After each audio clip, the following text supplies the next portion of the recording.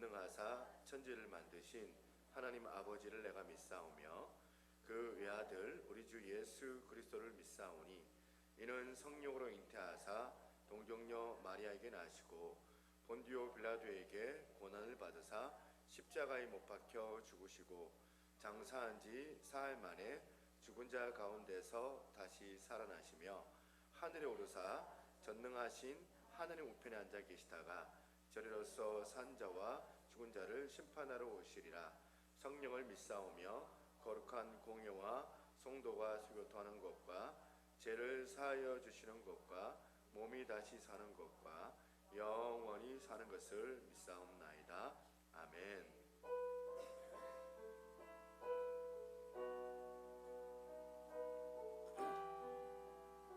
함께 우리 찬양합니다. 주께와 엎드려 경배드립니다.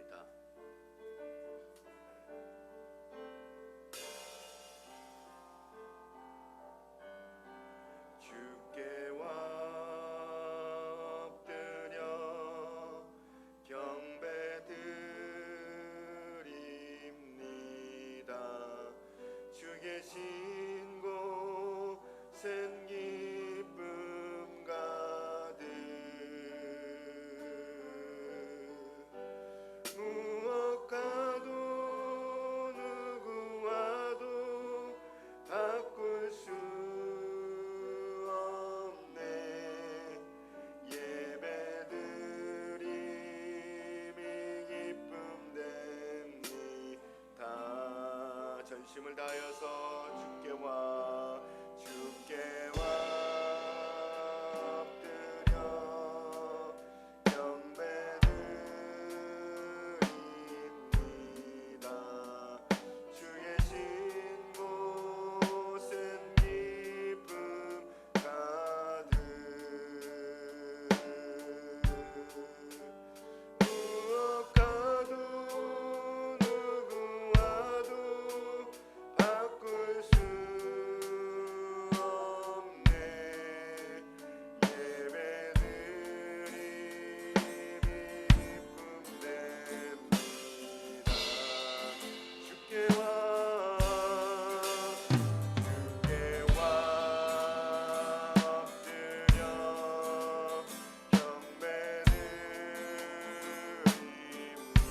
경배드립니다. 주 계신 곳엔 기쁨 가득 무엇과도 누구와도 바꿀 수 없네. 예배드림이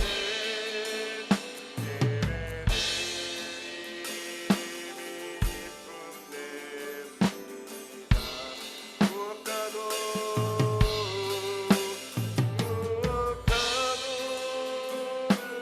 누구와도 바꿀 수 없네.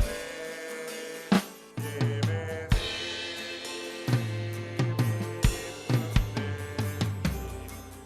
됩니다. 무엇과도 바꿀 수 없네. 무엇과도 누구와도 바꿀 수 없네. 예배드림이 기쁨 됩니다. 예배 받으시기에 합당하신 하나님 아버지, 오늘도 이 시간 마음과 정성과 뜻을 다하여서 예배 드리기를 원하는 자들에게 하나님의 한량없는 은혜와 위로로 우리 가운데 함께하여 주옵소서. 우리가 십자가에 달리신 예수 그리스도의 그 보혈의 그 공로를 힘입어서 담대하게 예배 가운데 이 자리에 나왔습니다. 다시 새 힘과 새 능력을 주신 하나님 앞에 기대하며 우리의 죄악들, 마음의 상처와 염려, 고통과 또한 번민한 모든 생각들을 주 앞에 내려놓고 자유케 하시는 그 하나님 앞에 기쁨으로 예배하기를 원하오니 하나님 오늘도 우리 가운데 은혜를 허락하여 주옵소서. 말씀으로 우리를 사모하는 자들 가운데 또한 우리 뒷전에 들려주시고 다시 회복할 수 있는 은혜가 우리 가운데 주어지게 도와달라고 우리 예배를 위하여서 회개하는 마음을 가지고 기도하며 나아가도록 하겠습니다. 좋으신 하나님 아버지 감사합니다. 예배를 드리고 계신 하나님 영광 가운데 함께하여 주옵소서.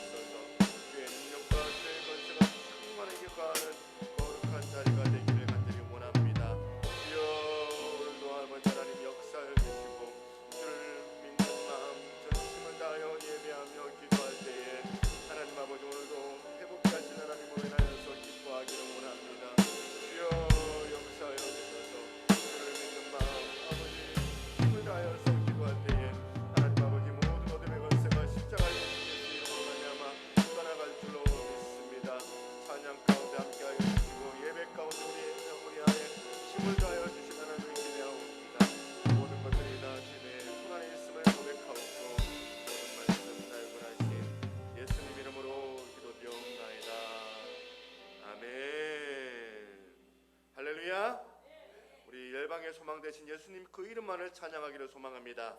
아멘. 우리 함께 손뼉 치면서 함께 찬양하겠습니다.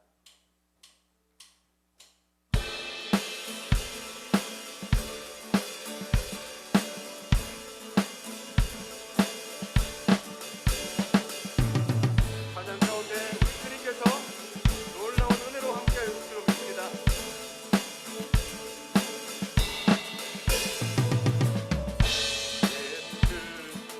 열방의 소망 예수 우리의 위로자 주는 온 땅에 영원한 소망 예수 어둠 속의 빛 예수 변함없는 진리 주는 온 땅에 빛이네 우리 위에 죽으시고 다시 사신 생명의 주님만이 소망이요 변함없는 반석이라 주님만이 온 세상을 비추시네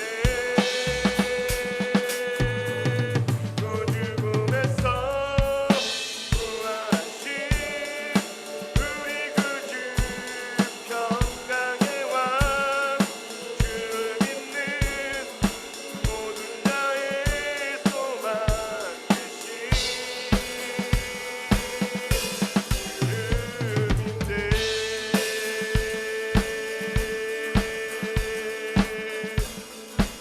다시 한번 예수 열방의 소망 예수 열방의 소망 예수 우리의 위로자 주는 온 땅에 영원한 소망 예수 어둠 속의 빛 예수 변함없는 진리 주는 온 땅에 빛이네 아멘 우리 위에 죽으시고 다시 사신 다시 한번 우리 위에 죽으시고 우리 위에 죽으시고 다시 사신 생명의 주님만이 소망이요 변함없는 반석이라 주님만이 온 세상을 비추시네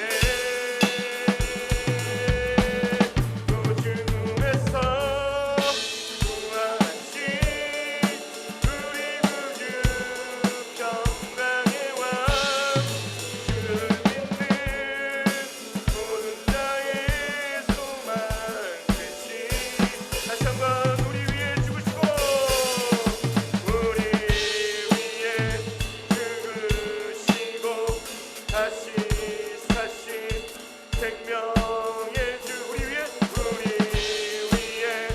죽으시고 다시 사신 생명의 주 주님만이 소망이요 변함없는 반석이라 주님만이 온 세상을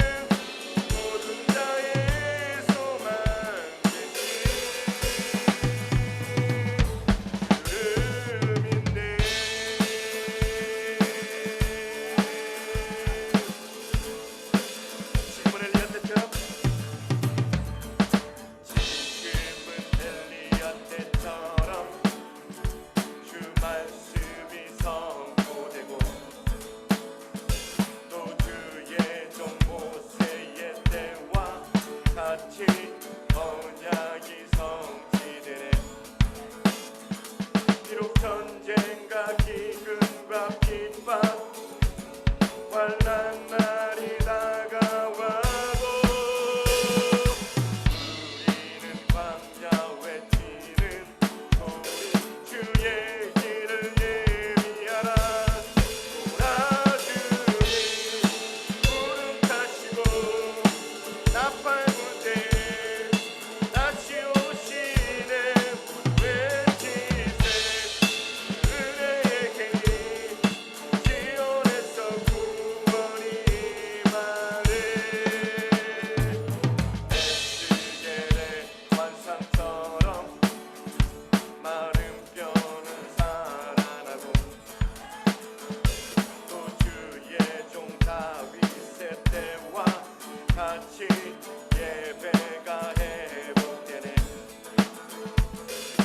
추수할 때가 이르러 들판은 이어졌네. 우리는 추수할 일꾼 되어 주 말씀을 선포하네. 도라주님 구름 타시고 나팔 불 때 다시 오시니 외치세 은혜의 계리 지온에서 구원이 임하. 전주 지금은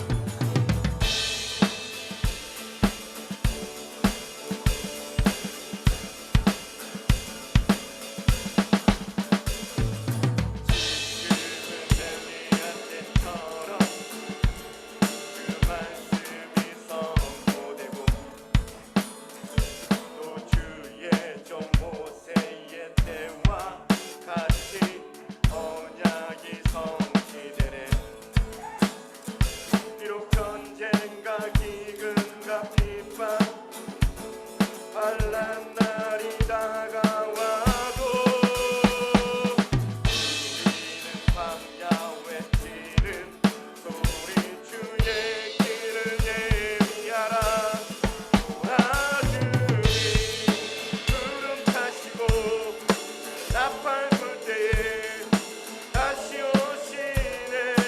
외치세 은혜의 계리 지온에서 구원이 임하. 에스겔의 환상처럼 에스겔의 환상처럼 마른 뼈가 살아나며 또 주의 종 다윗의 때와 같이 예배가 회복되네. 추수할 때가 이르러 들판은 이어졌네. 우리는 추수할 일꾼 되어 주 말씀을 선포하리. 도라주님 구름 타시고 나팔 불 때 다시 오시네. 외치세 은혜의 계리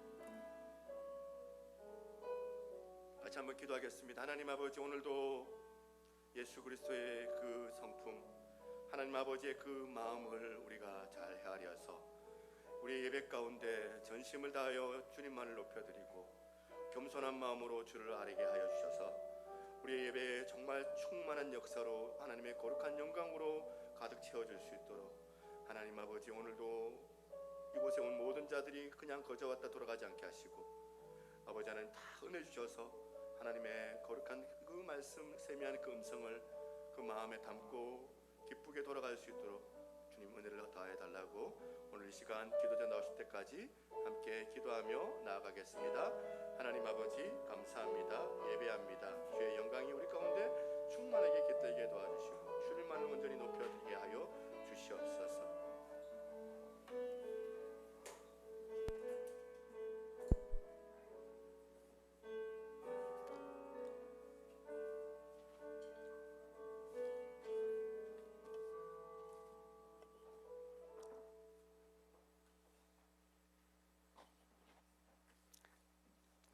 살아계셔서 역사하시는 하나님 아버지, 오늘도 거룩하고 복된 날로 구별하여 주시고 먼저 하나님의 은혜로 구원받은 주의 백성으로서 기쁨의 예배 드리게 하시니 감사를 드립니다. 이 시간 성령 하나님, 우리 심령 깊은 곳으로 찾아오셔서 우리를 다스려 주옵시고 우리의 연약함과 무지함을 깨달아 회개함으로 깨끗하고 정결한 심령 되어 거룩한 자와 함께 하시는 살아계신 하나님과 감격적인 만남이 있는 예배가 되게 하시고 하나님이 찾으시는 그 한 사람의 예배자로 모두 거듭날 수 있기를 간절히 소원합니다. 불안하고 험난한 세계 정세와 이상기온으로 인한 원치 않는 재난과 재해로 이 세상 나라가 고통 중에 신음하고 있으며 특별히 이번 폭우로 인하여 생명과 삶의 터전을 잃은 많은 이재민들이 발생하였습니다. 빨리 회복하고 일어설 수 있도록 마음 모아 기도하며 도움의 손길을 베풀게 하시고 위기가 기회가 되는 하나님의 복을 내려 주옵소서. 어수선한 이 시대 상황 가운데서도 우리가 바라고 의지할 분은 오직 생명의 주인 되신 하나님 한 분뿐임을 고백합니다. 살아계신 하나님 아버지, 이 세상을 이길 수 있는 영적 분별력과 믿음을 주옵소서. 새 성전으로 이전하게 하신 하나님의 특별하신 은혜에 감사를 올려드립니다. 이곳 정관 땅을 다시 살릴 수 있는 준비된 교회로 부흥되게 하옵소서. 자원하는 심령을 부어주셔서 성령의 능력을 의지하며 늘 깨어 기도함으로 하나님의 뜻을 온전히 이루어가는 새노래 교회가 되게 하시고 마음과 뜻을 같이하여 오직 하나님의 영광을 위해 달려갈 예배와 기도의 동역자들을 보내주옵소서. 우리의 기도를 들어 응답하여 주실 하나님을 찬양하며 영광을 올려드립니다. 오늘도 말씀 증가하시는 송은숙 목사님을 기억하여 주옵소서. 하나님의 뜻 가운데 교회를 말씀의 반석 위에 든든히 세워갈 수 있도록 성령으로 기름 부어주시고 말씀의 지혜와 강건한 체력으로 회복하여 주옵소서. 오늘도 선포되어지는 말씀이 능력이 되어 듣는 자의 삶의 전 영역에 변화와 치유의 역사가 일어나며 말씀의 뜻대로 순종할 때 하나님이 친히 일하심을 체험하게 하옵소서. 진행되고 있는 유초등부 여름 성경학교와 중고등부의 비전트를 위해 기도합니다. 요동치는 세상 물결 속에서 살아계신 하나님의 말씀으로 잘 양육받아서 빛 대신 예수님을 만나서 소망 가운데 바라보며 힘을 얻고 기쁨을 누리는 여름 사역이 되게 하옵소서. 오늘도 어떤 위기의 순간에도 믿음을 지키며 하나님을 예배하는 이 땅의 모든 교회와 사역자들과 열방 가운데 오직 말씀과 기도와 성령의 권능을 의지하여 예수가 그리스도 되심을 선포하는 이 땅의 모든 선교사들을 통하여 하나님 영광 받아 주옵시고 아름다운 구원의 열매로 위로하여 주옵소서. 다시 오실 주님을 기다리며 예수님의 이름으로 기도드립니다. 아멘.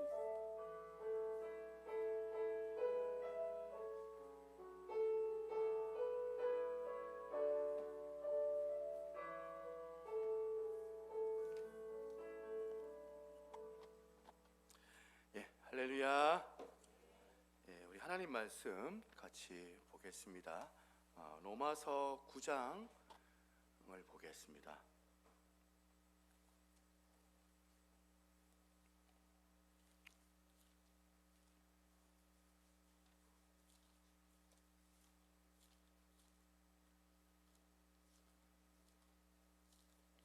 로마서 9장 1절부터 5절까지 말씀인데 제가 1, 2절, 여러분 3절, 제가 4절 이렇게 해서 5절까지 한번 교독을 해봅니다. 1, 2절 제가 했습니다.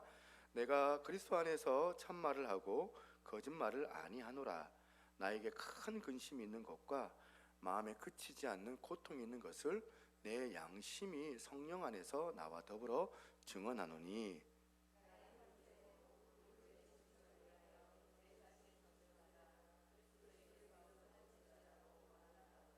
그들은 이스라엘 사람이라 그들에게는 양자됨과 영광과 언약들과 율법을 세우신 것과 예배와 약속들이 있고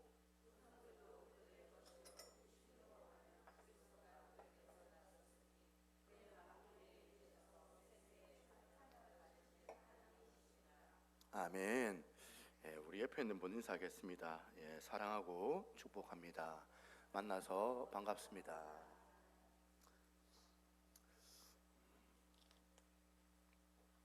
여러분 조울증 많이 들어보셨나요? 조울증이라는 이 병을 아마 아실 겁니다. 이 조울증은 기분 조절에 문제가 생긴 병인데 이걸 또 다르게 얘기하면 양극성 장애라고 얘기를 해요. 조울증과 관련한 간단한 설명을 제가 하자면 양극성 장애, 즉 이 조울증이라 하는 이유는 뭐냐면 조증 가로 열고 상승한 상태하고 가로 닫고 우울증 가로 열고 가라앉은 상태, 이 양극단 사이에서 막 기분이 막 변화되는 그런 특징적인 증상이라고 합니다. 제가 오늘 본문 로마서 9장을 보면서 이 조울증이 딱 떠오른 거예요. 바울이 보여줬던 이 감정 기복. 로마서 8장 지난 시간 기억나시나요? 로마서 8장이 바울이 막 가지고 있었던 이 업되어 있던 이 흥분한 상태에서 막 늘어놓는 그 말씀들 아마 기억을 하시리라 생각합니다. 로마서 8장 37절부터 39절까지 이렇잖아요. 그러나 이 모든 일에 우리를 사랑하시는 이로 말미암아 우리가 넉넉히 이기느니라.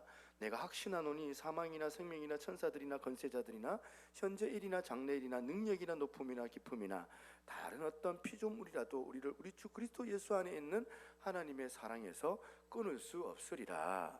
지금 바울이 어떤 상태를 가지고 있는지를 좀 알 수 있을 것 같아요. 굉장히 흥분한 상태예요. 감격이 너무 커가지고 글자 그대로 막 업이 된 그런 상태인데요. 그랬더니 바울이 지금 9장입니다. 오늘 9장에 넘어와서는 급다운이 되어져 있는 모습을 볼 수 있습니다. 9장 1절 내가 그리스도 안에서 참말을 하고 거짓말을 아니하노라.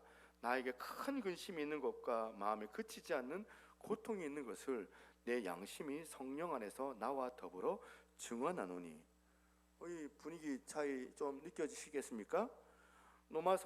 심지어 로마서 8장 끝부분에는 그 어떤 것도 하나님의 사랑에서 끊을 수가 없으리라 그렇게 확신에 찬 그런 선포를 해놓고는 그 다음에 와가지고 9장 3절에 나의 형제 곧 고륙의 친척을 위하여 내 자신이 저주를 받아 그리스도에게 끊어질지라도 내가 원하는 바로라.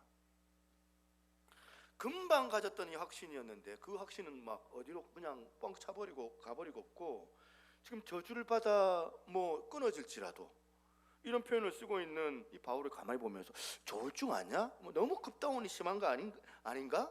이 생각이 드는 거예요. 이 대사도라고 하는 이 바울이 왜 이렇게까지 감정 기복이 심한가? 이 바울에게 있는 이 감정 기복을 이건 우리는 어떻게 설명을 할 수 있을 것인가? 이렇게 생각을 해본 거예요. 그러면서 제가 오늘 본문에서 발견했던 첫 번째 특이점이 이겁니다. 그 특이점을 잘 살펴보면 바울 이렇게 막 다운이 돼가지고 우울하고 마음이 힘들고 괴롭고 했던 그 요인이 참 독특하다는 거예요. 그게 뭐냐? 독특한 표현이 4절 5절입니다. 9장 4절 5절 그들은 이스라엘 사람이라 그들에게는 양자됨과 영광과 언약들과 율법을 세우신 것과 예배와 약속들이 있고 조상들도 그들의 것이요 육신으로 하면 그리스도가 그들에게서 나셨으니 그는 만물 위에 계셔서 세세의 찬양을 받으신 하나님이시니라. 아멘. 이렇게 지금 선포를 하고 있는데, 이게 나중에 9장부터 이제 나올 거 11장까지 유대인에 관련된 내용이에요. 유대인이 관련된 내용들을 이제 11장까지, 이거는 뭐 그다음 쭉 살펴보면 되고, 오늘은 뭘 살펴보냐면 2절에 나오는 그 바울이 가졌던 그 내면 세계를 한번 좀 살펴보고 싶은데요. 지금 바울이 그렇게 괴로워하고 막 고통이 있는데 그치지 않는 그 고통이 있고 말할 수가 없는 근심이 있는데, 그렇게 자기를 우울하게 만들었던 그 요인이 뭐냐면 자기 동족 유대인들 때문에. 그렇게 하나님의 은혜와 특별한 그 혜택을 유대인들이 받았는데, 그렇게 특별한 민족인데 왜 예수님의 이 복음을 거부하고 예수님을 믿지도 않고 그렇게 여전히 은혜의 자리로 못 들어가고 있느냐, 이 안타까움 때문에. 그게 근데 우리가 이해가 잘 안 되는 게 뭐냐면, 바울이 이렇게 염려하고 금심하고 그렇게 마음을 쏟고 하는 그런 상대방이 막 잘해준 사람들이 아니에요. 사실은 바울에게 있어서는 원수 같은 사람들이었어요. 고린도후서 11장 24절 25절 여기 보면 바울이 유대인들에게 당했던 고통이 나와요. 이거 24절 25절 같이 한번 읽어보겠습니다. 시작.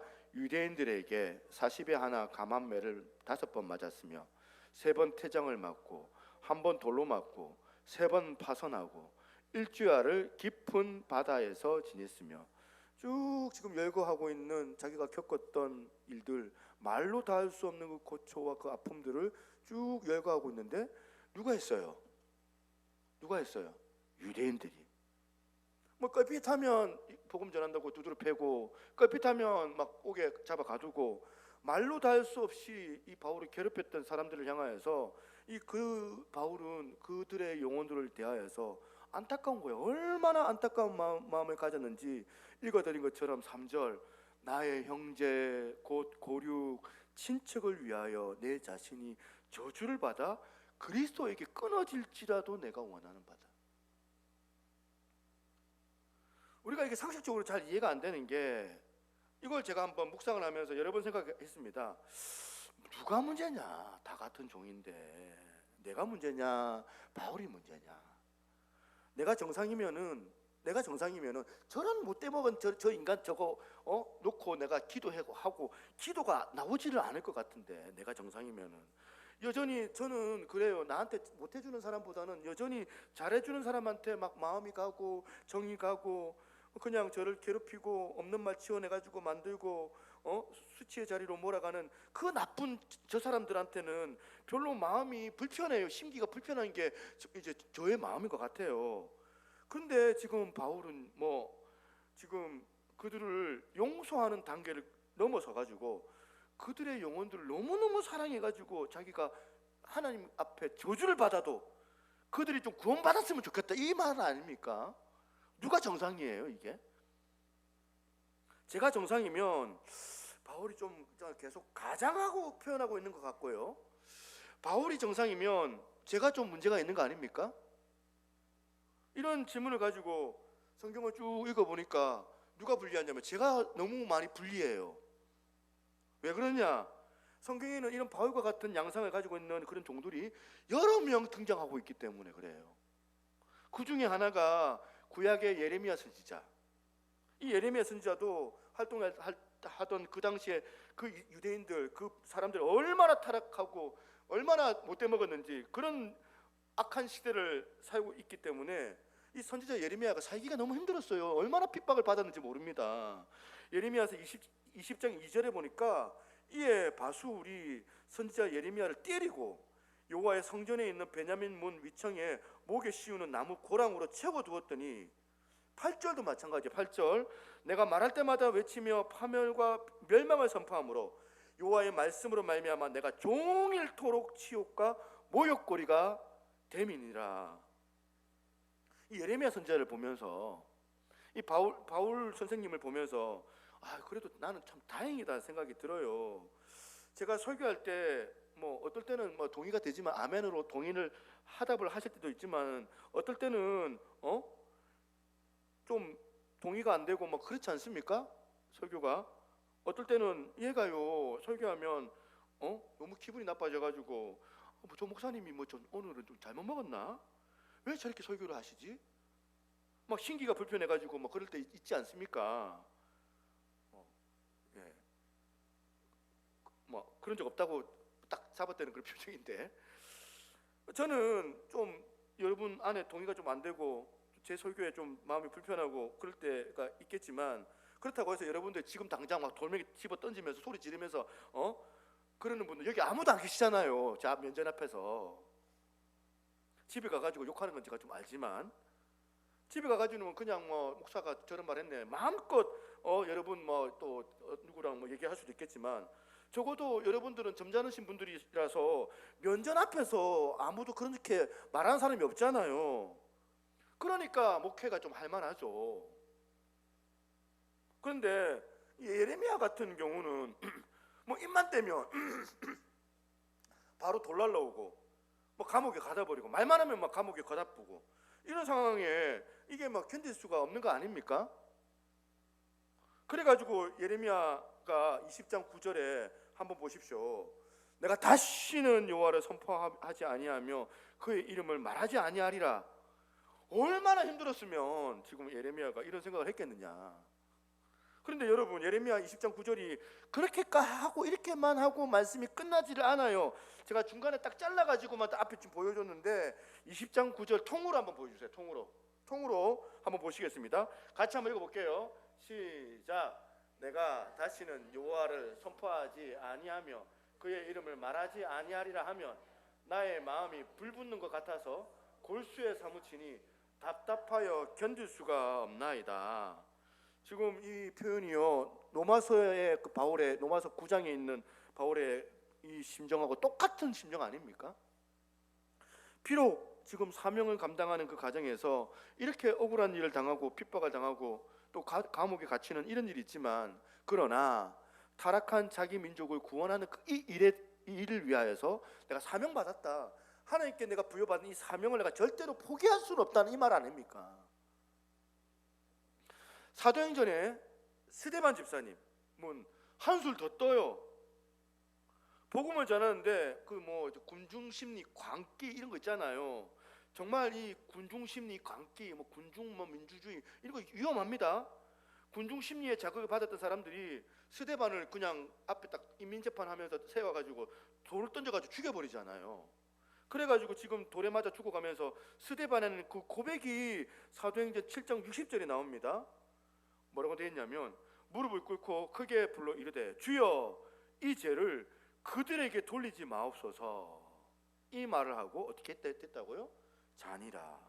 여기서 잔다는 표현이 뭡니까? 지금 스데반이 돌 맞아 죽어가는 그 모습 가운데 흔들릴 수 있는데 내 죽는다 하면서 막 그러면 살려주세요 이런 게 아니고 너무너무 그 흔들림이 없는 평안함 가운데 스데반이 의연하게 죽어가니까 했던 표현이 잔다는 표현이잖아요. 만약에 로마서 9장에서 이 바울이 나는 참말을 하고 거짓말을 안 한다. 내가 만약에 우리 동족들을 구원할 수만 있다면 나는 저주를 받아도 괜찮다. 이 표현이 저거 그냥 말만 가장하고 있네. 그냥 헛봉 떨고 있네. 그 가장이지. 저게 어떻게 사실이겠어. 진짜 그런 일이 있어봐 도망가고 또 남지. 이렇게 바울에 대해서는 말할 수 있지만 스데반은요 이렇게 말하기가 어렵습니다. 어떤 사람이 그렇게 억울하게 지금 돌을 들어가지고 던지는데 지금 그걸 맞으면서 막 위선 떨면서 가장하면서 그렇게 말할 사람이 누가 있겠습니까? 아무도 없습니다. 그 상황에서. 그래서 이런 내용들을 쭉 살펴보면서 여러분들이 아셔야 되는 게 뭘까요? 여러분 이 말씀들을 통해서 우리가 깨닫는 게 뭐냐면 이게 복음이 가지고 있는 또 다른 특성이라는 게 바로 이런 겁니다. 이런 면에서 신앙생활을 하면서 우리가 지금 놓치고 있는 것이 과연 뭐가 있는가, 이걸 좀 점검을 좀 해보자는 겁니다. 그래서 오늘 로마서 9장 1절부터 5절까지 그리고 2절 본격적으로 본문을 분석해 들어가기 전에 우리가 이 땅을 살아가는 신앙인으로서 날마다 스스로 물어야 될 질문이 있습니다. 그 날마다 물어야 될, 스스로 점검해야 될 두 가지 사안이 있다는 겁니다. 첫 번째 질문입니다. 여러분은 이 질문을 삶 가운데 던지고 있습니까? 한번 띄워주세요. 내게는 바울이 지금 로마서 8장에서 보여줬던 그 구원의 기쁨 8장, 그리고 로마서 9장, 지금 9장에서 보여주셨던 그 자기 동족을 향한 고통, 이 두 가지예요. 8장과 9장. 이 두 가지를 조화를 가지고 있는 신앙생활을 하고 있는가? 더 쉽게 얘기하자면 로마서 8장에 나왔던 감격의 자리에만 나는 너무 도취가 되어져 있어가지고 진도를 빼지를 못하고 있어요. 한국 교회가 막 예배 가운데 막 찬양하고 손 들고 기쁨으로 감격하고 그렇게 고백은 하고 있는데 로마서 8장에서 도대체 진도가 안 나가니까 지금 세상에서 지금 직장에서 인정을 못 받고 있는 거예요. 크리스찬들이. 하여튼 예수 믿는 저것들 지들끼리만 잘나가지고 말이야. 교회는 왜 이렇게 많아가지고 이 시대에, 이 세상에, 대한민국에 이 교회가 무슨 영향력이 있느냐, 이렇게 막 안 믿는 사람들이 막 소리를 쳐도 막 할 말이 없는 그런 부끄러운 종교가 돼가지고 있느냐, 그게 아니냐, 이런 얘기입니다. 세상 사람들은 눈에 보기에 그래서 여러분 묻습니다. 먼저 8장에서 이 감격이 있습니까? 지난 시간에 말씀드렸잖아요. 이것만 해도 너무 대단한 거예요. 우리가 예배 가운데 감격을 누리는 거. 로마서 8장의 이 감격을 저는 날마다 꿈꿉니다. 그런데 거기에만 취하고 있는 것이 우리들이 가지고 있는 신앙생활의 정석이 아니더라. 오늘 우리가 본문에서 깨달아야 된다는 게 있어요. 뭘 깨달아야 되느냐? 복음의 속성이 뭐냐면 8장에서, 로마서 8장에서 그렇게 은혜의 감격으로 내 삶이 회복이 되고 치유가 되고 환희가 넘치면 거기에만 머물러 있지 말고 9장으로 건너가자는 거예요. 9장으로 나와 하나님과의 관계가 회복되는 그 즉시 우리와 하나님과의 관계, 우리와 하나님으로 건너가야 돼요. 나와 하나님이 아니라 우리와 하나님으로. 나 혼자 그렇게 자아도취하는 게 예배 시간에 손 들고 나만 예배 은혜 받고 그게 신앙생활의 전부가 아니라 이걸 깨닫는 게 성숙이라고 저는 생각을 합니다. 그 말씀이에요. 구약에서 보면 바울과 비슷한 그런 모습을 보여주는 분들이 좀 계시는데 그들 중에 한 분이 바로 모세입니다. 모세. 신명기 33장 29절. 모세가 지금 로마서 8장의 그 감격을 가지고 있습니다. 어떻게 감격하는지 보세요. 이스라엘이여, 너는 행복한 사람이로다. 여호와의 구원이 너같이 얻은 백성이 누구냐? 야, 이거 보면 행복자로다. 지금 행복이 뚝뚝 묻어나고 있는 그런 표현 아닙니까? 지금 모세가 임종하기 얼마 안 있으면 임종할 텐데 얼마 전에 쓴 책이거든요. 너무너무 하나님에 대해서 감사하고 하나님과 함께 있는 게 행복해가지고 이걸 후대들한테 지금 전하고 있는 그런 내용이 오늘 신명기 33장이거든요. 근데 이게 딱 로마서 8장의 이 바울의 모습하고 같아요.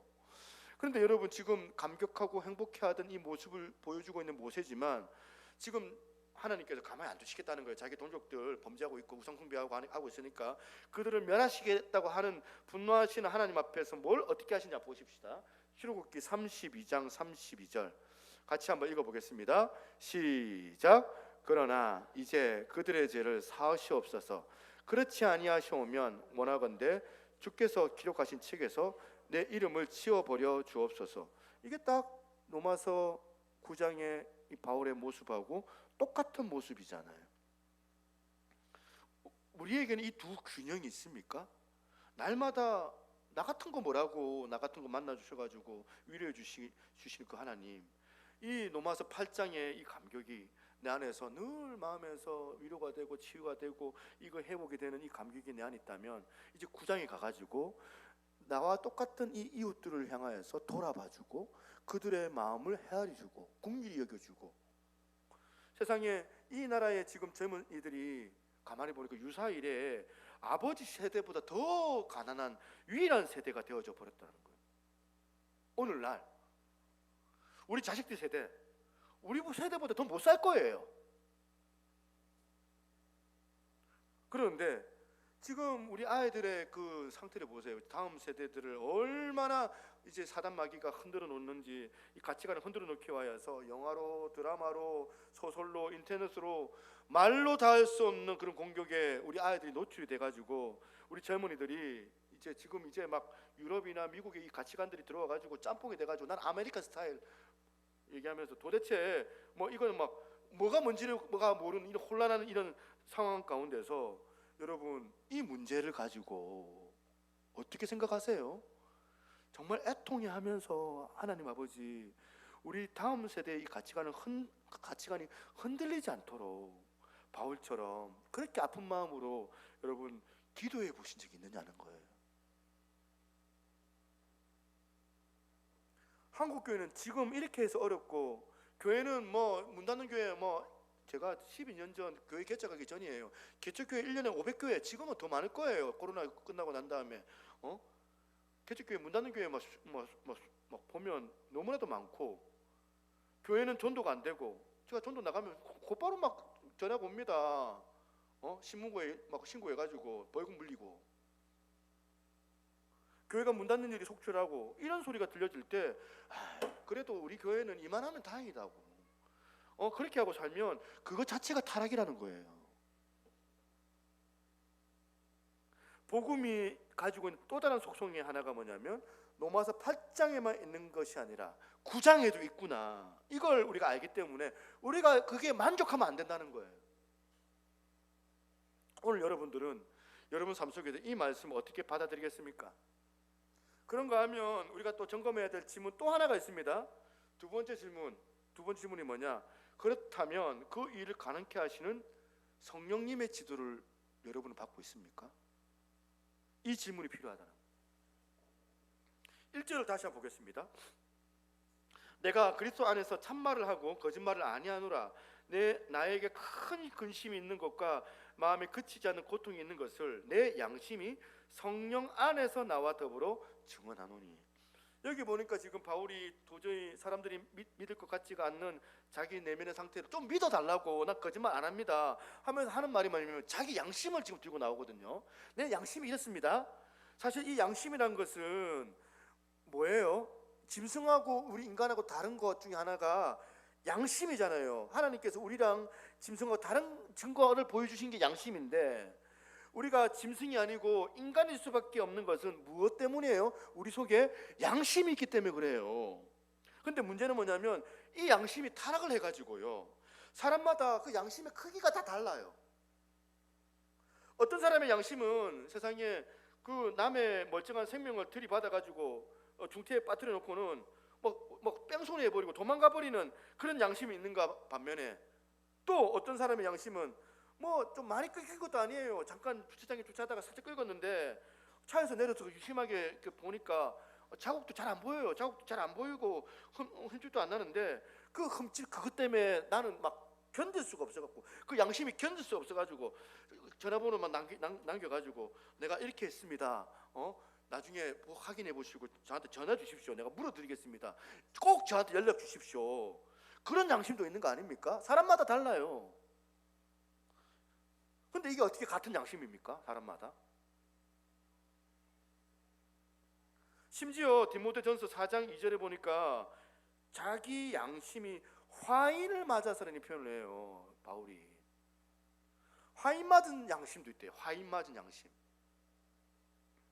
여기서 화인을 맞아서라는 이 말씀을 원어로 직역을 해보니까 불도장에 찍혔다라는 표현이에요. 화인. 양심이 불도장에 찍혔대요.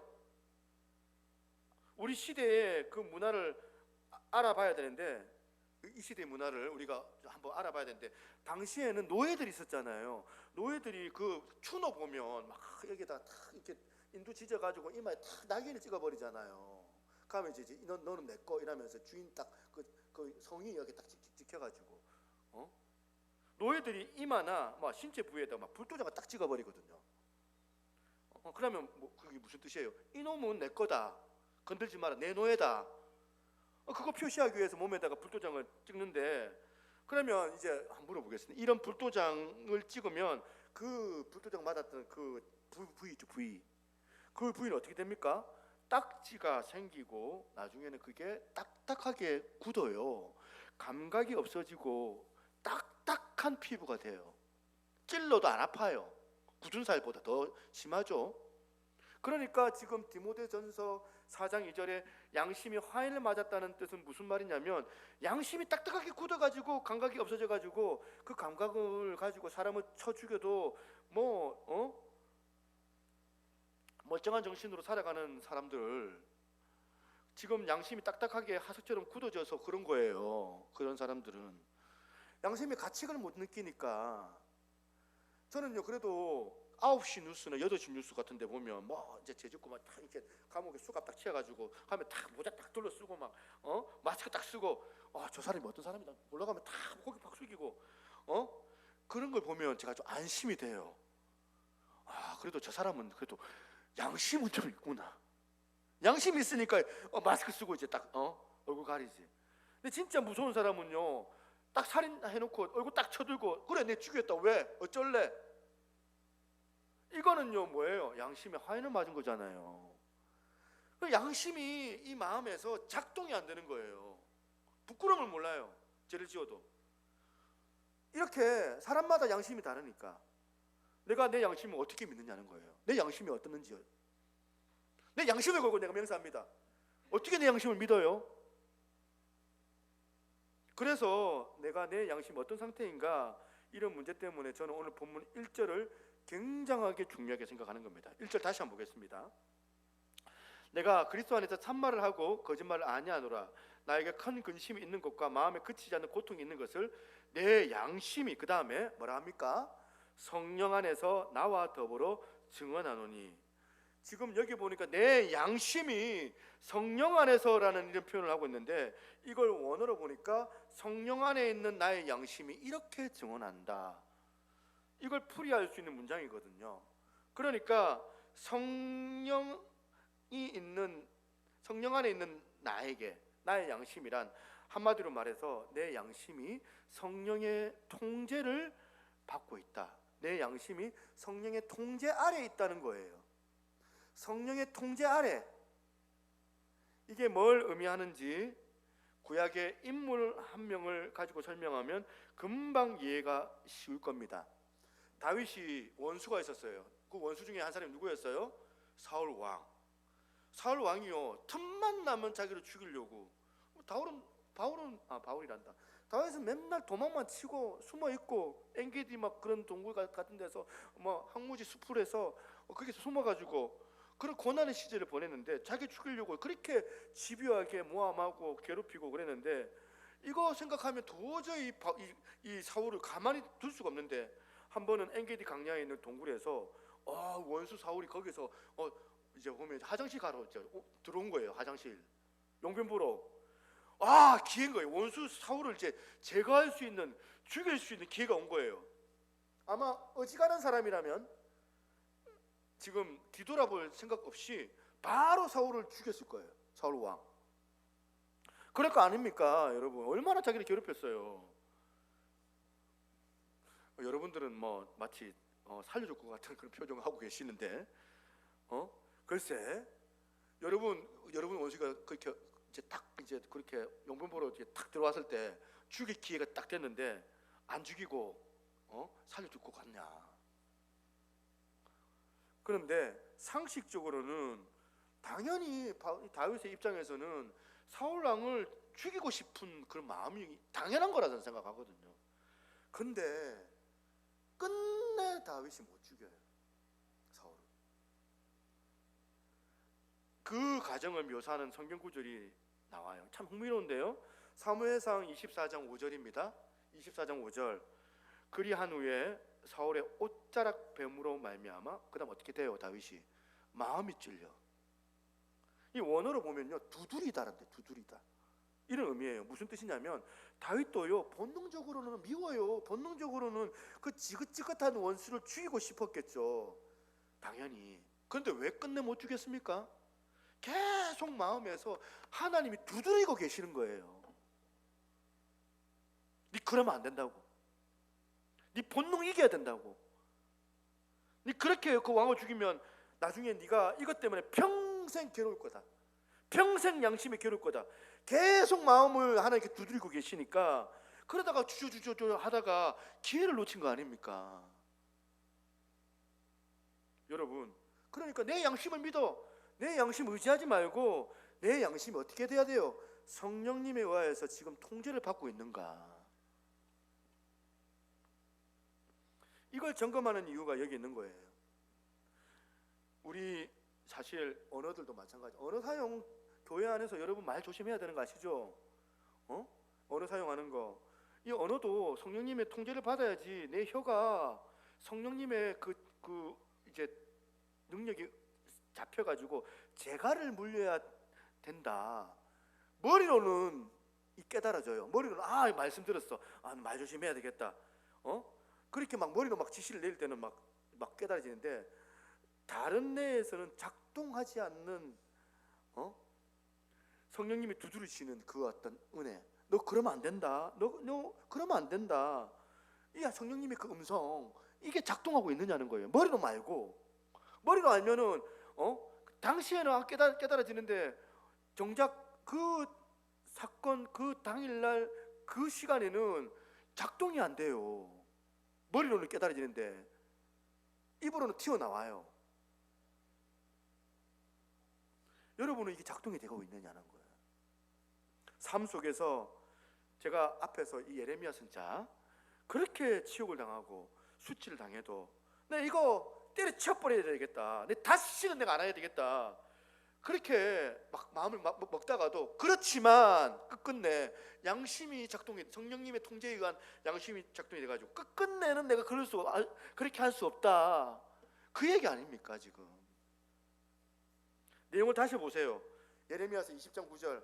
내가 다시는 여호와를 선포하지 아니하노니 그의 이름으로 말하지 아니하리라 하면 내 마음이 불붙는 것 같아서 골수에 사무치니 내가 답답하여 견딜 수가 없나이다. 개역 개정판은 이게 마치 우리가 꼭 예레미야가 지금 마음이 굉장히 양심적이라서 예레미야 스스로가 내가 이거 참아야 되겠다 참아냈던 것처럼 그렇게 표현을 하고 있지만 세 번역을 한번 보세요. 세 번역 제가 한번 읽어드릴게요. 지금 이 내용을 예레미야가 이렇게 마음에 굳은 결심을 합니다. 2절. 나는 주님을 말하지 않겠다. 다시는 주님의 이름으로 외치지 않겠다고 하고 결심하여 보지만 그때마다 주님의 말씀이 나의 심장에서 불처럼 타올라 뼛속에까지 타들어가니 나는 견디다 못해 그 다음 뭐랍니까? 그만 항복하고 맙니다. 자기 의지가 아니에요. 내 양심이 잘나가지고 내가 이긴 게 아니에요. 자기 의지는 자기 양심은 내가 이거 진짜 막 살라야 되겠다. 다 때려치워버려야 되겠다. 뭐 내가 어디 할 짓이 없어가지고 맨날 말만 하면 입 막고 두들겨 패고 오게 가두고 내가 이걸 어떻게 계속 하고 있느냐. 나 더 이상 안 한다. 그렇게 마음에 결정을 하면 말씀이 하나님 말씀이 자꾸 자기 마음을 두들겨 가지고 내가 항복합니다. 목회도 마찬가지라는 생각하거든요. 저는 이 예레미야의 이 마음이 너무너무 공감이 되는 게 목회라는 게 진짜 어렵더라고요. 우리 시대의 이 목회가 진짜 어렵습니다, 여러분. 뭐 어떨 때는 막 그 성도들이 그 툭 하고 뱉어내는 그 상처 어린 그 말 한마디, 그 마음이 또 보면 소문으로 내가 되게 기절 또 들려요. 그러면 마음이 위축이 되고 막 예레미야 같은 마음이 막 본능적으로 들어가지고 그냥 사표나 내고 그냥 영심이 찐빵이나 그냥 가서 도와줄까?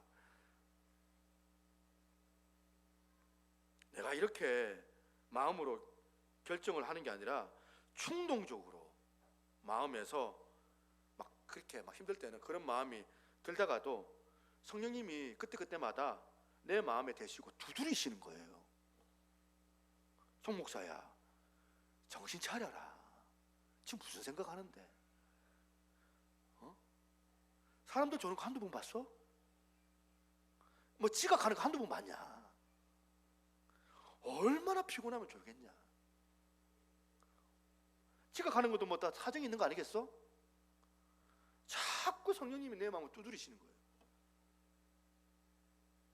그러면 예전에는 그 사람에 대해서 막 뭐 저렇게까지 막 신앙생활 못하나 하면서 막 이해도 안 되고 막 마음에 그러다가도 갑자기 성령님이 두드리시면 그 사람에 대한 국률한 마음이 생기고 이해하는 마음이 생기고 그러다 보면 이 목회 때려치워버려야 되겠다 생각은 눈 녹듯이 다 녹고 그러면서 점점 은혜가 더하니까 저런 분을 봐도 화도 안 나고 저라도 저렇게까지라도 이렇게 예배 가운데 그래도 주무시더라도 예배에 와서 보시니까 얼마나 내가 감사하나.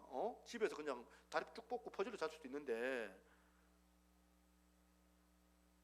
이런 마음이 생기는 제 마음에서 성령님의 어떤 그 작동이 느껴지는 거예요. 근데 제가 고백하겠습니다. 우리 가족들은 이게 잘 안 돼. 우리 가족들이 막 예배 시간에 막 딴짓거리 하고 막 꿈틀대고 막 보면 조용히 앉아 있고 이러면은 내가 여기서 이제 막 감정 조절이 안 될 때가 있어 한 번씩. 내 식구들이. 저는 제 양심이요. 우리 가족들한테도 그대로 적용되기를 원해요. 우리 가족들을 봐도 얼마나 피곤하면 졸겠노. 밤에 새벽 3시까지 4시까지 잠을 못 잤으니까 잠이 오겠지. 이러면서 성령님 안에 내 양심이 통제될 때 일어나는 일들이 바로 이런 일들이라는 거예요. 여보란다. 부부관계 이거 없으면 1년을 못 버텨요. 어떻게 삽니까 이걸? 12번도 우리 가정 때려쳐 뿌야지 그냥 도망가 뿌야지 12번도. 내가 이 여자랑 내가 이 남자랑 내가 다시는 내가 살고 싶지 않다. 내가 그런 마음에 그런 어떤 불붙는 마음이지만 그럴 때마다 두드리시는 거예요. 성령님께서 통제하셔가지고 내 양심이 저 남자 어릴 때 상처받았던 거 저거 옛날에 들었는데 저 상처 때문에 저렇게 반응하고 저러는 거 내가 아니까 내가 좀 품어줘야 되겠다. 저 여자가 왜 저렇게 반응하냐면 어릴 때 그런 어떤 상처가 있어갖고 저런 거니까 하면서 자꾸 내 마음에서 그 성령님이 작동을 하시니 긍휼한 마음을 가지고 아내를 대하고 긍휼한 마음을 가지고 남편을 대하니까 그게 이루어져 가는 게 가정 아닙니까? 그죠. 저는 너무나도 훌륭한 그 신랑 만나가지고 가만히 보면 갈등하는 것도 하나도 없이 떵떵거리면서 잘 살고 있는 분들이 만약에 여기 계시다면 진짜 그런 분들은 영적으로 위험한 분들이라 저는 생각을 합니다. 끊임없이 나는 주님 없이는 못 산다. 끊임없이 나는 주님 없이는 이 가정이 하루도 유지될 수 없구나. 저런 남편 내가 살다가 내가 죽을 것 같은데 주님 때문에 내가 산다. 그런 분들이 오히려 계시다면 여러분들이 오히려 하나님 앞에 복을 받을 사람들이에요. 그게 여러분들 영혼을 살리는 가정인데 그 가정이 힘들지만 오히려 그 가정이 너무나도 복된 가정이라는 것입니다. 이 말에 동의하십니까? 예, 믿으시면 아멘 하시기 바랍니다. 이렇게 우리가 예레미야처럼 이 말씀 앞에 사로잡혀 또 바울처럼 자기 양심이 성령에 의해서 통제가 되는 삶을 살아내는 것이 중요하지 오랫동안 교회 다니는 게 중요하지 않다고 저는 생각해요. 모태신앙인 분들 교회는 오래 다녔고 교회는 익숙하지만 이런 거 모르고 다니는 경우들이 많이 있잖아요. 이 말씀을 묵상하다가 여러분 마태복음 9장에 나오는 제자 요한의 그 질문이 갑자기 생각이 났습니다.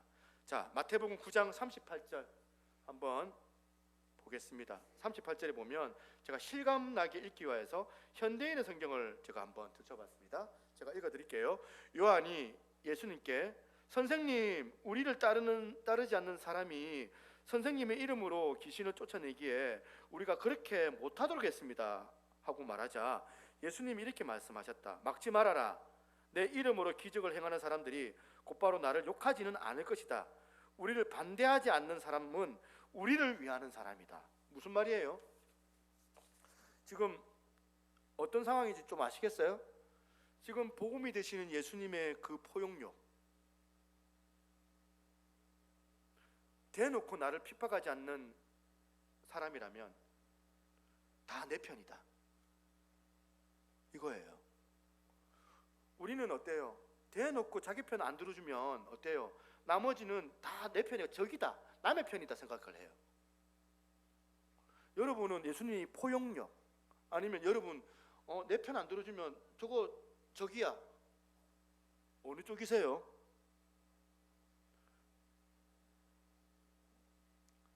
교회 오래 다닌다고 이 바울, 예레미야, 예수님이 원하시는 저 포용력 쪽으로 가는 게 아니다는 사실 여러분 다 아시잖아요. 교회 오래 다닌다고 이런 포용력 있습니까?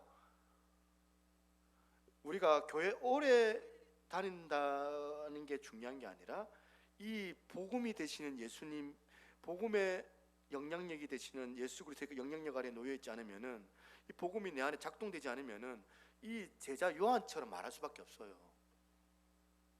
한국 교회가 지금 이것 때문에 욕을 많이 먹고 있는 거 아닙니까? 네 편 내 편 나눠가지고 끄떡하면 편가르기 하고, 뭐 편협하고 이 좁은 의미의 내 편, 나머지는 다 적이야. 우리 교회만 우리 편이고 나머지 지 정관에 있는 모든 교회는 다 적이야. 그렇게 생각하니까 욕먹는 거 아닙니까? 우리 교회만 최고고 그만 입만 떼면 남의 교회 막 욕하고, 남의 교회 입만 떼면 남의 목사 저게 문제고 저래서 문제고 저래서 뭐 보면 어렵고, 이런 것들이 우리 안에 만연되어져 있기 때문에 이게 영적인 우리 상태거든요.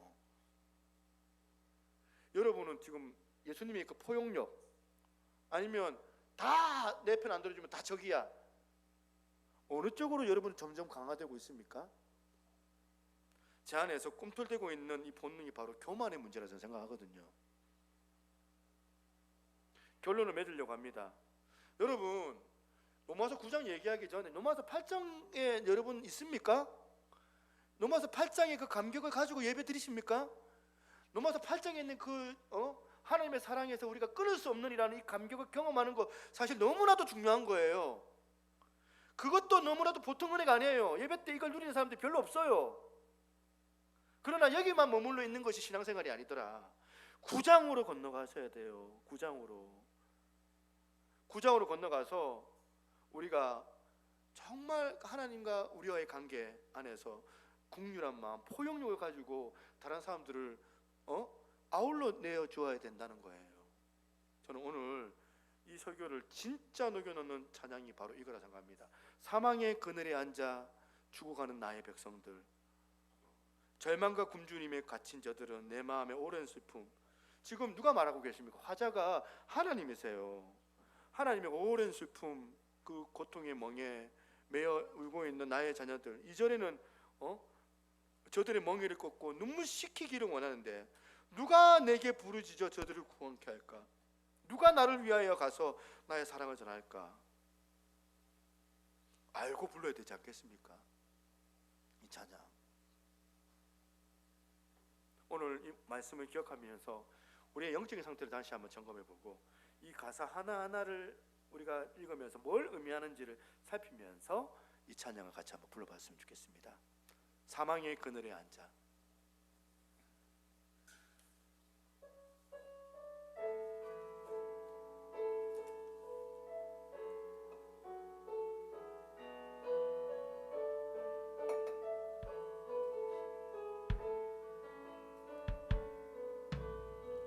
사망의 그늘에 앉아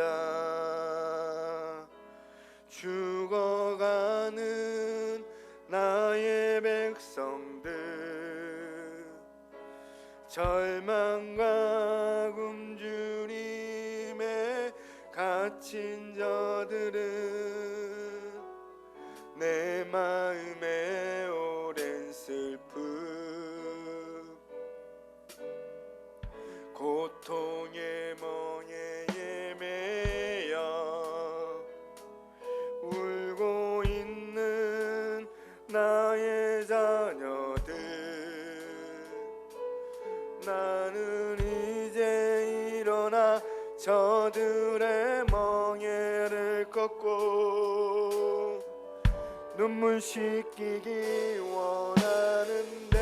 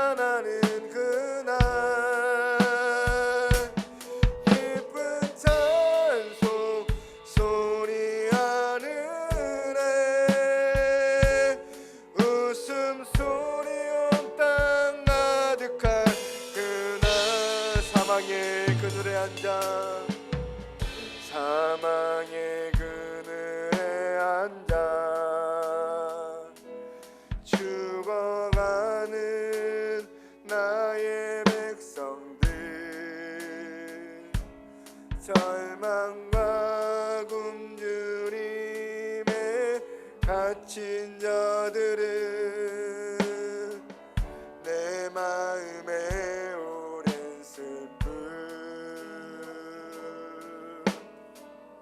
고통의 멍에 매여 울고 있는 나의 자녀들 나는 이제 일어나 저들의 멍에를 걷고 눈물 씻기기 원하는데 누가 내게 부르짖어 저들을 구원케 할까 누가 나를 위해 가서 나의 사랑을 전할까 나는 이제 보기 원하네 나의 자녀들 살아나는 그날 깊은 찬송 소리 하늘에 웃음소리 온 땅 가득한 그날 같이 한번 기도하겠습니다. 첫 번째 질문입니다. 내가 8장의 그 감격이 있고 9장으로 넘어가서 다른 타인들 상대방을 향한 그 긍휼한 마음 그 고뇌하는 그 고통이 내 안에 있는가? 두 번째, 내가 내 양심이 성령님의 통제를 받아서 내가 살아가고 있는가? 이 말씀 생각하면서 하나님 아버지 내가 더욱더 그 신앙의 그 한 진보 그 계단을 밟아 올라가 성숙한 그리스도인으로 살아갈 수 있도록 또한 낙담하고 절망하는 일들 현실적으로 미워하고 현실적으로 내가 용납이 안 되는 일들이 있지만 아버지 내가 아버지 하나님 아버지의 그 마음 예수 그리스도의 그 포용력을 내가 가지고 그들을 내가 품을 수 있는 그 마음 주옵소서. 함께 이 시간 주님 이름 한번 부르고 기도하며 나가겠습니다. 주여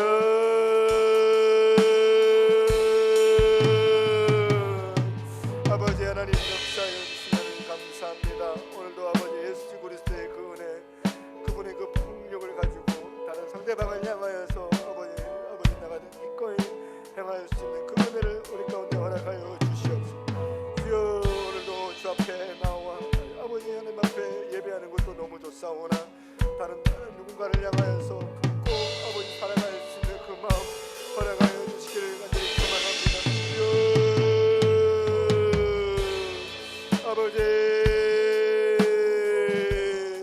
아버지 힘을 다하여 허락하여 주를 향하여 그 마음을 허락하여 아버지 전심을 다하여 주 앞에 예배하며 나아가기를 간절히 소망하고 역사여 주옵시고 우리 사랑하는 귀한 지체들 한 명 한 명 주 앞에 간절한 마음으로 기도하오니 아버지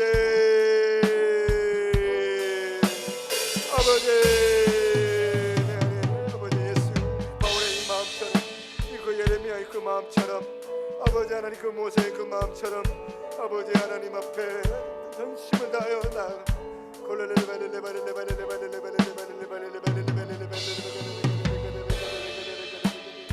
주여 도와주시옵소서.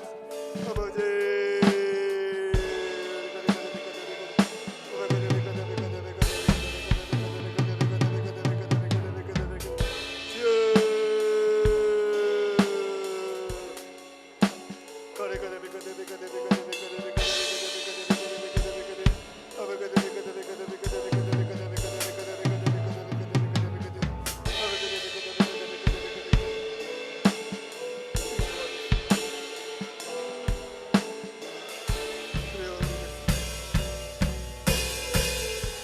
기도하겠습니다.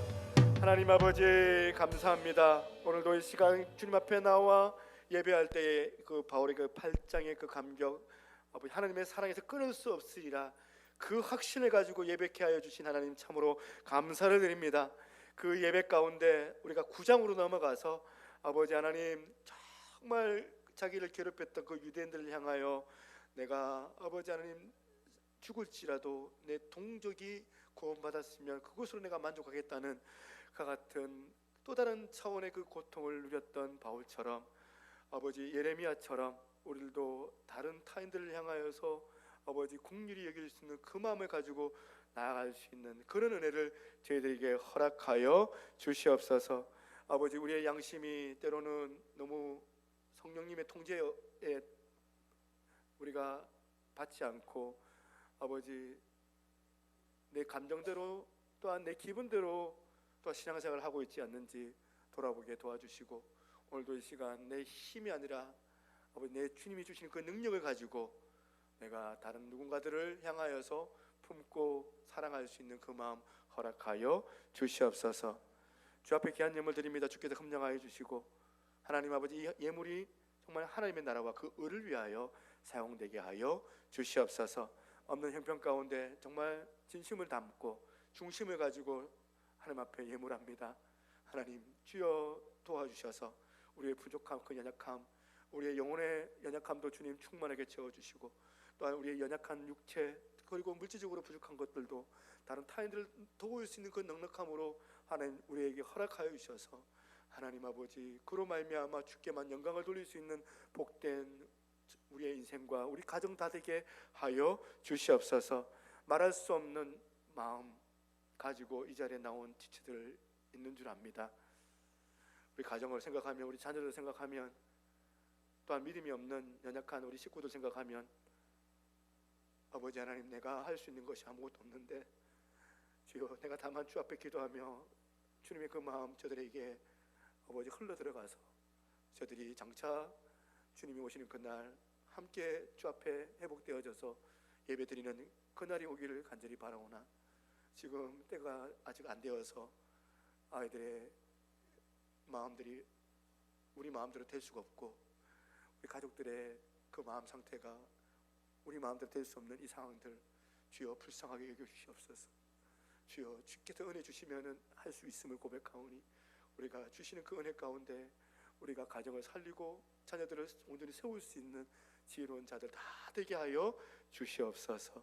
하나님 아버지 오늘도 이곳에 온 자들뿐만 아니라 보이지 않는 자들 휴가철입니다. 어디든지 주님께서 책임져 주시고 다음 주 이 시간에는 아버지 그것보다 더 사모되는 주님 앞에 나와 함께 예배하며 기뻐할 수 있는 은혜가 우리 귀한 교회의 모든 지체들 가운데 함께 주어지게 하여 주시옵소서.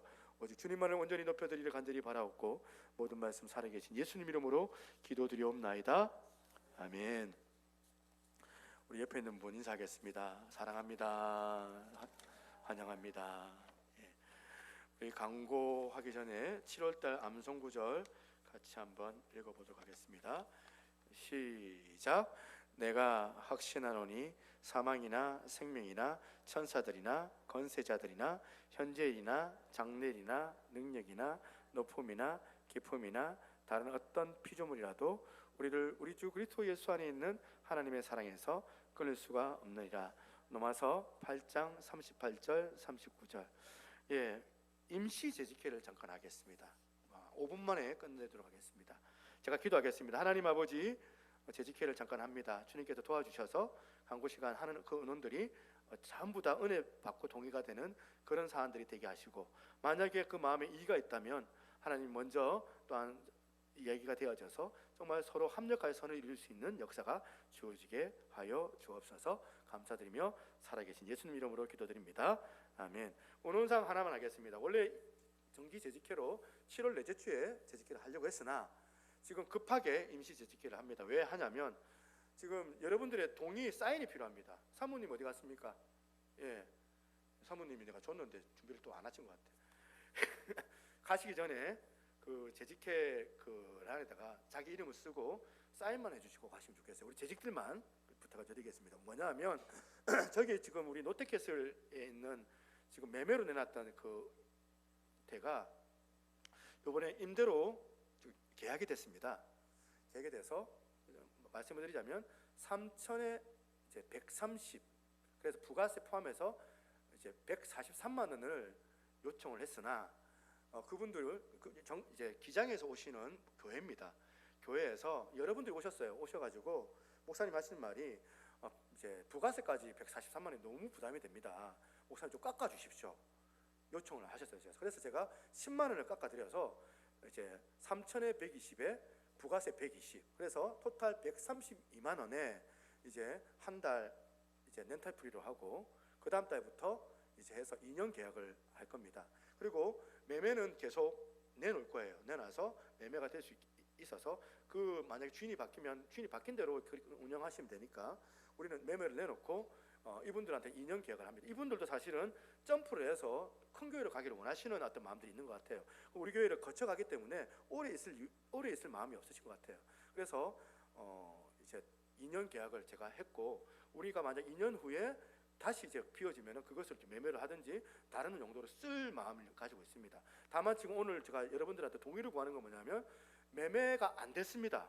하나님의 뜻인 것 같아요. 1년 동안 매매가 안 됐지만 그래도 임대라도 또 들어오는 교회가 있으니 그 교회에서 하실 수 있게끔 다만 이제 시설비 안 받고 뭐 이렇게 에어컨이나 음향 시설 그분들한테 다 일체로 드리기로 했습니다. 드리기로 했고 그분들도 이제 너무 감사하게 들어오시는 거죠. 그렇게 하려고 하는데 여러분들에게 묻습니다.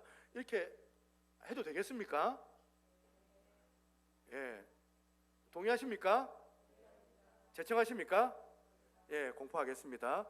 그러면 이제 대한예수교 장로회 새누리교회는 2023년 6월 23일에 공포를 합니다.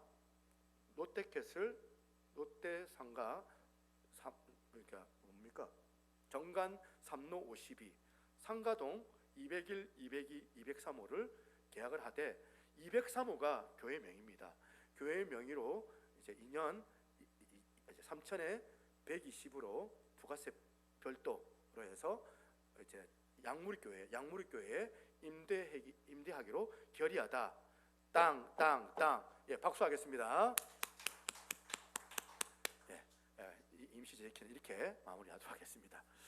예, 가시면서 재직들은 사인을 다 해주시기 바랍니다. 15명 이상 사인이 돼야 될 것 같아서 부탁드리겠습니다. 우리 중고등부 친구들도 이제 그 세례받은 친구들은 우리 교회 교인들이 있기 때문에 사인해 주십시오. 어성경학교가 어제부터 시작했습니다. 저 위에 5층에서 시작했는데 우리 아이들 위주로 지금 하고 있습니다. 그래서 오후 2시에 둘째 날 오늘 학교가 시작됩니다. 오후 2시죠? 변사님 오후 2시에 우리 많이 기도해 주시고 우리 아이들 참석할 수 있도록 우리 부모님들 좀 애를 좀 써주시면 좋겠습니다. 그 다음에 4번 비전 트립 중고등부 이번 주 수요일부터 금요일 오전 9시에 수요일날 출발을 하는데 회비는 10만 원인데 제가 어제 우리 아이들한테 일정표를 올렸습니다. 근데 이제 뭐 고3도 있고 고등학교 2학년도 있고 자기 나름대로 스케줄이 다 있기 때문에 제가 굳이 강요는 하지 않습니다. 있는 아이들 갈 수 있는 아이들 소수라도 갈 마음이 있는데 갔다가 오겠습니다. 수요일부터 금요일까지 해서 저희들이 뭐 이렇게 모교모임도 참석을 하고 해서 아이들과 함께 비전 트립을 저희들이 다녀오도록 하겠습니다. 예, 금요기도에 7월 28일부터 8월 18일까지 4주간입니다. 방학을 하겠습니다. 방학을 하고 셀 모임 8월 한 달간 방학을 하는데 7월달 여러분 셀 모임을 가져주시기 바랍니다. 오늘 여성 1셀 그리고 또한 남성셀 모임이 있습니다. 기억하셔서 우리 재직들 우리 여기 그 개전하시는 분들 또 개전하시면 안 되고 올라가셔서 식사하는데 오늘은 특별하게 우리 백혜린 권사님께서 집에서 뭐 밥하고 반찬하고 이렇게 교회에서 해먹자고 이렇게 건의가 해서 우리 다 같이 위에 올라가서 밥 먹는 걸로 혹시 식사하실 분 있으면 위에 올라가서 같이 식사하시면 너무나도 감사하겠습니다. 오늘 섬겨 주셔서 우리 백권사 너무 감사합니다. 예, 나머지 광고 주보를 참조하겠습니다. 예, 우리 같이 한번 마지막 찬양하고 우리 마치도록 하겠습니다. 내 마음에 주를 향한 사랑이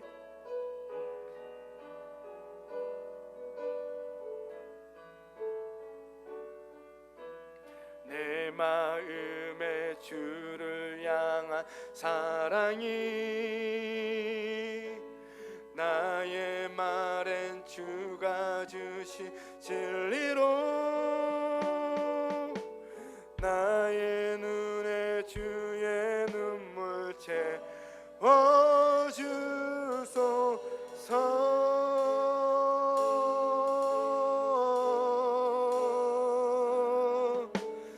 내 입술의 찬양이 향기가 두 손에는 주를 닮은 섬김이 나의 삶의 주의 은정 남게 하소서.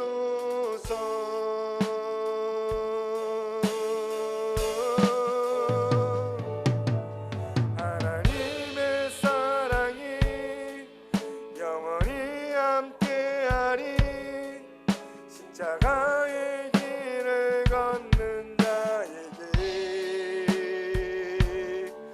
순교자의 삶을 사는 이에게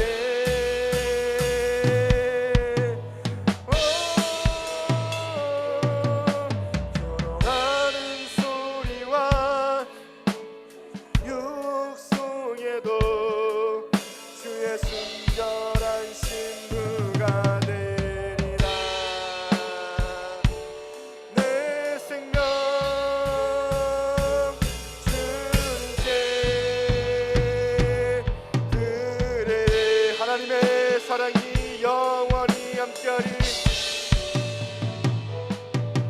하나님의 사랑이 영원히 함께하리.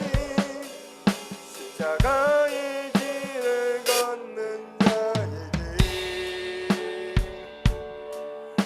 순교자의 삶을 사는 이에게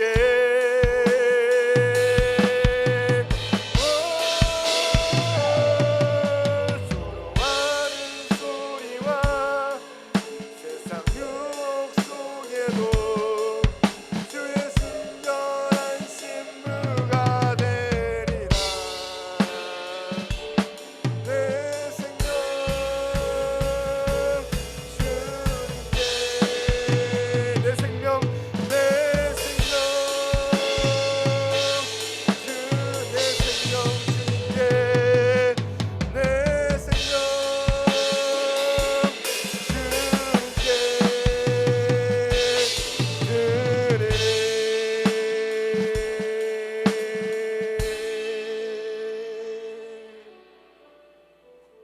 기도합니다. 지금은 우리 주 예수 그리스도의 은혜와 아버지 하나님의 무한하신 사랑과 성령님의 감화감동 교통하시는 그 은혜 역사가 오늘 이렇게 힘을 얻고 예수 그리스도의 그 포용력을 가지고 또한 또 다른 고통 가운데서 우리 하나님 앞에 은혜를 갈구하는 바울처럼 살아내기를 소망하는 우리 새누리교회 모든 성도들 머리 위에 그리고 하나님의 백성들 머리 위에 이제로부터 영원토록 항상 함께 있을지어다. 아멘.